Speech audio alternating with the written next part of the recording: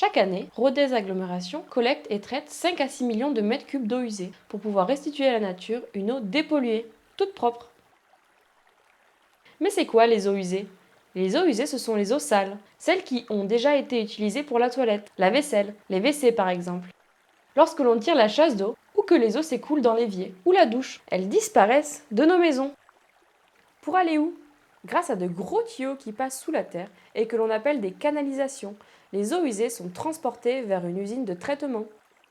Il y a d'autres gros tuyaux sous nos pieds, le réseau pluvial. Il permet d'évacuer les eaux des pluies pour éviter les inondations dans les rues. On stocke ces eaux dans de grands bassins enterrés et dans des bassins à ciel ouvert où les moutons font office de jardiniers. Quand les eaux de pluie sont rejetées à la rivière, on installe des filets, comme ceux des pêcheurs, pour retenir les gros déchets et éviter la pollution. C'est important de ne pas jeter n'importe quoi dans les WC ou dans la rue, car cela se retrouve directement dans la rivière. À Rodez, il y a 20 usines de traitement des eaux usées, des petites usines comme celle du Pass. Une grosse usine pour traiter les eaux usées des industriels, c'est l'usine de Cantarane. Et l'usine principale de l'agglomération de Rodez, qui est tout près de la rivière Aveyron, à Bénéchou, d'où son nom. À quoi sert une usine de traitement des eaux usées? C'est dans cette usine que les eaux usées vont être nettoyées. C'est un fonctionnement que l'on peut comparer à la digestion des aliments par le corps humain. Cela se déroule en plusieurs étapes. Le premier traitement permet d'éliminer tout ce qui flotte. Ces gros déchets sont retenus par une grille. Le second traitement permet d'éliminer les sables et les graviers.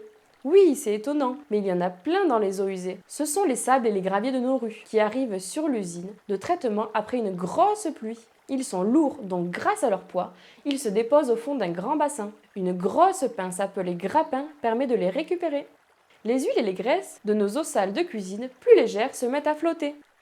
Il suffit alors de venir les racler pour les enlever de la surface de l'eau. Maintenant, il reste de l'eau avec de la pollution que l'on ne voit pas, parce qu'elle est dissoute. Heureusement, il y a de toutes petites bactéries qui vont manger cette pollution.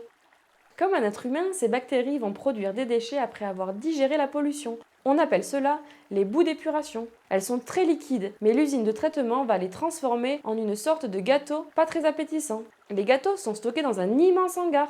C'est toute la pollution retenue de nos eaux usées qui se retrouve ici.